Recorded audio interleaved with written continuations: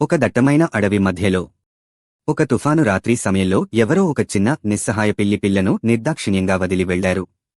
ఒక నక్క సమీపంలో తిరుగుతూ పిల్లి పిల్లను చూసింది. నక్క పిల్లి పిల్లను తన నోటిలో తీసుకుని తన గుహకు తీసుకువెళ్ళింది. ఆ పిల్లి పిల్లను ఎండిన గడ్డితో వేడిచేసి కొన్ని బెర్రీలు మరియు పాలు తినిపించింది.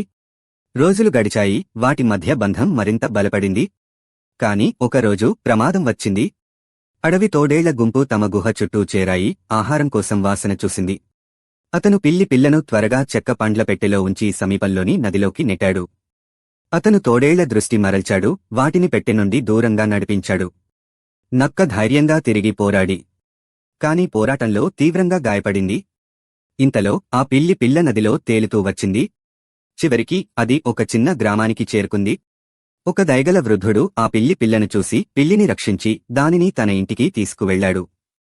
నక్క నేలపై పడుకుని కళ్ళు నెమ్మదిగా మూసుకుంది. ఆ పిల్లి ప్రాణాన్ని కాపాడింది. కాని ఆ ధైర్యవంతుడైన నక్కకు ఎవరూ ఒక్క లైక్ కూడా ఇవ్వలేదు.